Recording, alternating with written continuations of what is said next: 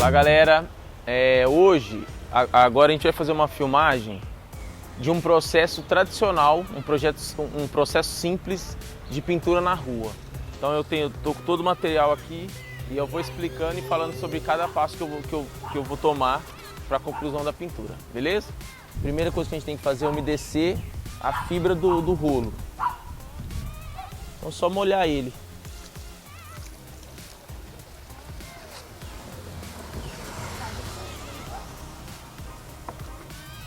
Para que é esse processo aqui? É para a tinta absorver melhor na fibra.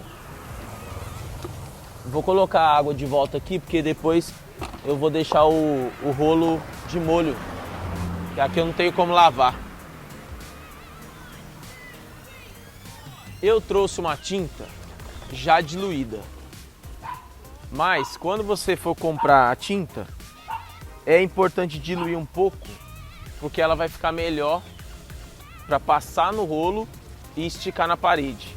Então olha a consistência da tinta. A tinta quando ela vem na lata, ela não vem nessa consistência. Então você pode pôr um pouco de água, não coloca muita. Essa parede, ela já tinha um trabalho meu com outro amigo. E aí quebraram a parede para fazer alguma coisa, eu acho que não foi para frente. Aí a gente está fazendo esse trabalho aqui, esse vídeo, né? Aqui, como a parede já tem uma camada de tinta, não precisa de nada, é só pintar. Mas quando a parede é crua, é bom passar uma seladora. A seladora, ela prepara a parede para a camada de pintura. Se você não passar a seladora, o que acontece? A tinta, ela vai ter que fazer o trabalho da seladora, então você vai gastar mais material. É bom também ter uma espátula. Essa parede aqui, ela tá com uma camada mais grossa de tinta, ela não está soltando. Mas, por exemplo, olha aqui, ó. Uma espátulazinha é bom ter para tirar isso. O que eu uso? Vou pegar aqui. Nesse trabalho eu vou usar a Tech Bond, que é uma marca que me apoia. Aí quando a gente não tem espátula, a gente usa o fundo dela com cuidado, só para tirar o excesso. Tá vendo? É só aqui. Mas tem que ser com cuidado para não, de repente, furar a lata e você perder o material. Um lugarzinho ou outro só.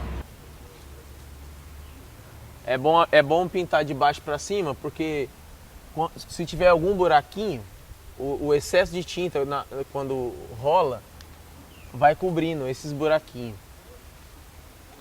Por exemplo, aqui, ó, vamos fazer aqui, ó, tá vendo? Tem um buraco aqui. Se eu pintar de baixo para cima, ó, não cobre. Se eu fizer o contrário, olha lá, cobriu. Uma tinta convencional, qualquer casa de tinta, qualquer casa de material para construção, você vai achar esse material. É tinta convencional.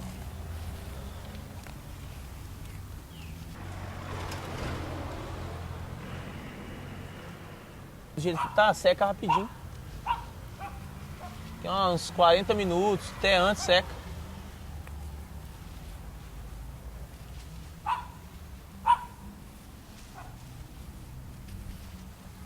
E como eu vou trabalhar com spray,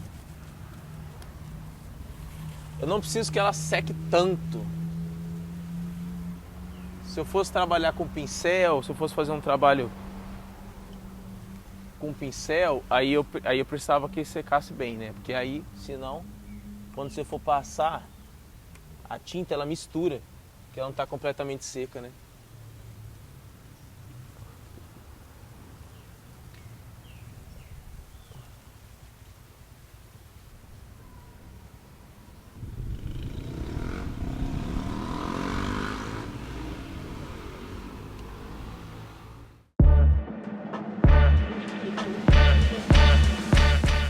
A tinta, se você misturou com água, ela apodrece, né? para trabalho de rua, assim, grafite, não tem problema não. A gente usa normal, só vai ter um cheiro ruim, bem ruim. Mas a gente usa normal. Se você quiser guardar a tinta, coloca água, pega só a quantidade que você vai usar na parede. Aí acabou, você vai colocar mais um pouquinho, dilui e vai usando. Porque a outra tinta, se ela não tiver com água, ela dura muito tempo. Se você misturou com água, ela não vai durar muito tempo não. Eu acho que para um trabalho comercial, aí eu acho que não é indicado usar. Se você já diluiu ela. Mas para um trabalho, um grafite de rua, um trabalho pessoal, não tem problema nenhum. Tem uma técnica que eu uso. Você está na rua e aí para você não perder o rolo, do jeito que você terminou de usar ele está cheio de tinta. Você tira o excesso dele na parede. Esse aqui eu vou deixar assim porque eu moro aqui perto, não tem problema, né? Mas para você não perder o rolo, você tira o excesso da tinta na parede e enrola ele numa sacola. Coloca ele dentro da sacola, enrola bonitinho, tiver como passar uma fita crepe, você passa. Eu já deixei rolo assim, uma semana, 2. Depois quando eu fui tirar, lavou, tá normal. Essa aqui já viveu muita coisa. Olha a situação dela. E isso aqui, ó, é bom não deixar, ó. Então você terminou de usar isso aqui, o que aconteceu? Com certeza a gente esqueceu no sol um pouquinho e a tinta seca muito rápido, né? E depois que secou, isso aqui para tirar, você vai ter que usar um removedor, aí tira tudo. Mas é bom não deixar. Terminou de usar, coloca num negocinho com água, que aí você não perde o material. Esses rolos aqui, ó, quanto mais velho, eu acho que fica melhor. A cerda dele fica mais macia, ele absorve a tinta mais fácil, a tinta fica melhor para passar na parede. Se você pega a parede assim, tá vendo? Aqui ela tá crua. Se você pega a parede assim, ou assim, o que é isso aqui, ó? Isso aqui é camada de cal. Cal não é um material para pintura, próprio para pintura. Então se você pega uma parede dessa forma, aqui tinha que descascar. Pega uma parede muito ruim assim, ó, ou crua, aí tem que passar a seladora. Qual que é a finalidade da seladora? Ela prepara a parede para receber a tinta. Se você passar a tinta aqui direto, a tinta ela vai fazer o trabalho da seladora para depois ela fazer o trabalho dela. Então, por exemplo, se a gente fosse pintar aqui, eu apliquei, sei lá, uma mão boa de seladora e aí apliquei 2 de tinta. Se eu não fiz esse trabalho com a seladora, se eu fosse gastar aqui 2 de tinta, eu vou gastar 4. A tinta ela vai ter que entrar para dentro dos poros da parede, selar, para depois ela fazer o trabalho dela de pintura. E dependendo da tinta que usar, ela não vai funcionar tão bem. Ela pode perder a cor muito mais rápido. Se for um trabalho comercial, eu acho que não é que vale a pena não, tem que usar. A seladora não é cara não. Ela é bem mais barata que uma lata de látex, por exemplo. E como é um trabalho comercial, você já tem que pôr isso no orçamento, porque é necessário. Porque depois acontece da tinta soltar, e ela solta e a parede fica dessa forma aqui, ó, como se não tivesse passado nada. A tinta não aderiu à parede porque não tinha um preparamento para isso. Então é importante a seladora. Olha só, o que está acontecendo aqui? Esse metal ele foi pintado sem o primer. Primer é a seladora para metal. Ela prepara o metal para receber a tinta. Aqui a tinta, o metal ele não tem poros igual parede, então não adere. Vai pintar, mas com o tempo solta. O primer gruda no metal e prepara o metal para a pintura. Então, pintura automotiva é a mesma coisa. Se não aplicar o primer, vai pintar. Mas aí o sol seca a tinta solta do metal e aí acontece aqui. Então quando for pintar em metal, tem que passar um primer. Existe primer que você vai comprar a lata de 3.600, que aí você pode aplicar com compressor, ou dependendo da superfície, no rolinho, a gente já fez isso, não tem problema. E tem primer também em spray. Você compra o spray e aplica o primer com spray, depois pode vir com outra tinta por cima.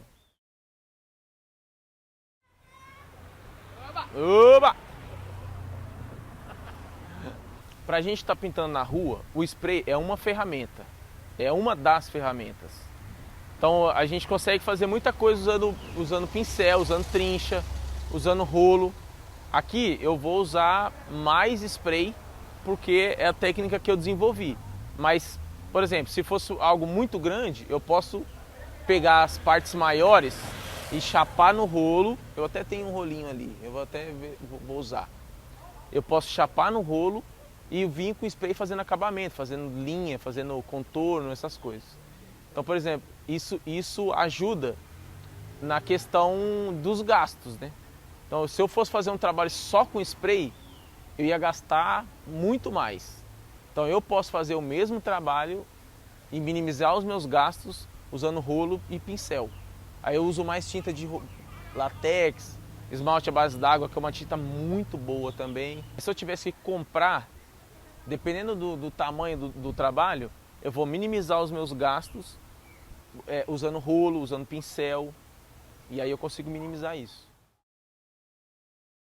Eu comecei desenhando, desde moleque eu sempre desenho.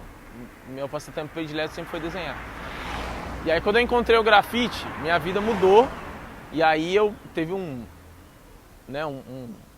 uma pausa assim, tudo. Falei, agora é isso que eu vou fazer minha vida toda. Eu sabia que ia fazer isso minha vida toda.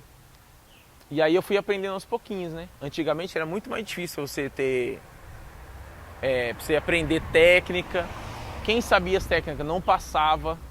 Então para você, qualquer coisa que você aprendia era muito valioso. E isso ia agregando no seu trabalho na questão técnica e estética. Então assim, uma coisa que eu não conseguia fazer, com uma técnicazinha que você aprendia, você conseguia fazer aquilo e algumas outras coisas. E a gente ia passando para os amigos, e aí todo mundo, a gente tinha aquele ciclo, né, de amigos do grafite que eu levo até hoje. E aí quando um aprendia uma coisa, eu aprendi isso aqui, olha só como que faz. Então confecção de cap mesmo. Você pega um cap, a gente não tinha fat cap, eu vou mostrar tudo isso. Fat cap é um capzinho que sai o traço mais grosso. Então a gente não tinha isso. Então como que a gente fazia com o material que a gente tinha para a gente alcançar um pouco mais, sei lá, fazer uma pintura mais rápida. Você vai pegar uma parte grande para pintar, se você for pintar com um cap de traço fino, ele vai demorar um pouco mais. Então se você tem um cap com um traço um pouco mais largo, vai um pouco mais de material, só que você ganha no tempo. Então a gente tinha todas as técnicazinhas de outras pessoas que já sabia fazer, quando os amigos sabiam, aprendia e passava pra gente e vice-versa. Nossa, YouTube, que isso, YouTube, você aprende tudo pelo YouTube. Tem muita técnica. Hoje tem canal no YouTube só de técnicas de grafite. Inclusive chama Técnicas de Grafite mesmo, um amigo nosso do Rio. Com o YouTube ficou tudo mais fácil. Você tem qualquer coisa que você quiser fazer em relação a muitas outras coisas, nem só pintura, né? Nem só grafite, nem só street art, você acha no YouTube. O que chegasse a gente tinha que aprender e usar. No YouTube você tem a facilidade de procurar outras coisas. Então, sei lá, vamos procurar técnica de traço grosso no YouTube. Vai aparecer um monte de vídeo e vídeos diferentes, técnicas diferentes. Isso a pessoa começar a fazer grafite hoje, se ela pegar firme, ela vai evoluir em um ano que a gente evoluía em 5. Os erros às vezes te ensinam mais do que os acertos. Por exemplo, esse verde aqui, é bom eu ter um pouco mais dele, que se eu errar, se for um erro muito brutal que eu tenho que apagar. Você apaga e pronto. Agora quando é um erro mais bobo, o que você faz? Eu vou riscar aqui, eu vou errar de propósito para a gente ver o processo disso. Se errou, você usa o erro de algum jeito ou então considera aquilo ali como um erro e refaz algumas partes e na hora de pintar já vai apagando. Por isso que eu gosto muito de trabalhar com spray, porque o spray é muito prático. É muito prático. Se eu errar aqui e eu estiver usando rolo, eu vou ter que esperar o latex secar. E aí tem que secar bem para mim passar uma mão, depois passar outra, para aí eu conseguir arrumar. Aqui, como eu vou trabalhar com spray, se eu errar, eu venho com outro, apago e já posso imediatamente pintar por cima. Aqui já é a galera da pichação. O picho, como o nome picho, ela só tem no Brasil. Em outros países, por exemplo, nos Estados Unidos, tem o whiter. O whiter é o cara que escreve. No Brasil tem essa distinção. Tem dividido, né? A galera do picho e a galera do grafite. E não necessariamente quem picha não faz grafite ou quem faz grafite não faz picho. Às vezes a pessoa faz tudo. Porque pro Estado, por exemplo, a pichação ela é muito mais o ato. Pra gente é a estética também, né? Uma caligrafia de pichação ela é muito diferente de uma tag, por exemplo. Aí isso aqui já é uma tag, ó. Isso aqui é tag. Isso aqui segue um pouco da caligrafia de tag. Isso aqui é tag, ó.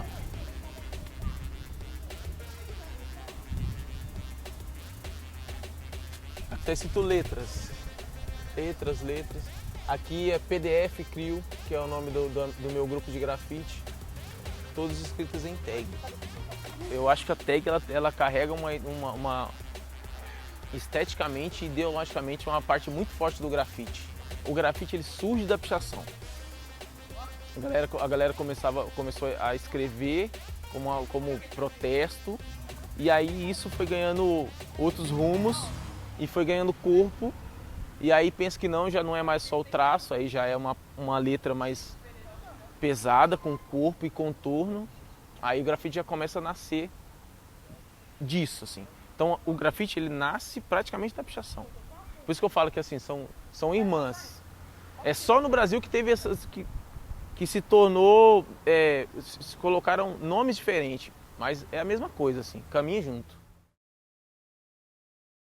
Quando tem interação do público, eu acho que a arte cumpriu o papel dela. É interagir com as pessoas, expressão humana. A gente vive numa cidade cinza, uma cidade morta, né? Sei lá. E é legal quando vários lugares que a gente vai pintar, a pessoa fala, nossa, velho, a rua ganhou vida aqui agora. Com um pouco de cor que a gente coloca. Então, as pinturas, o grafite, né? Tudo isso que permeia a street art, ela faz muito bem para a sociedade. Porque a gente quebra alguns padrões, alguns paradigmas. A pessoa passa nessa rua aqui todo dia para ir trabalhar, para voltar. Aí tem uma pintura nova, ela, que legal, não sei o quê. A arte, ela influencia na vida das pessoas, ela é importante também, entendeu? E a educação que a gente teve no Brasil não entende a arte com a necessidade que ela realmente tem pra gente, né? E essas pinturas, eu acho que traz um pouco disso. Eu acho que a arte está vivendo um momento diferente, junto com o grafite. Eu acho que o grafite é um divisor, assim. Não sei se divisor de águas é a expressão melhor, mas eu acho que a arte está vivendo um momento bem diferente. A gente sai de uma caixa e vai usar o mundo, tudo para fora. A gente sai de um lugar fechado e vai usar as coisas, né, que está aí construindo a nossa sociedade. Isso tem que ser registrado. E eu acho que a melhor forma e a forma mais real de ser registrado é por quem está fazendo.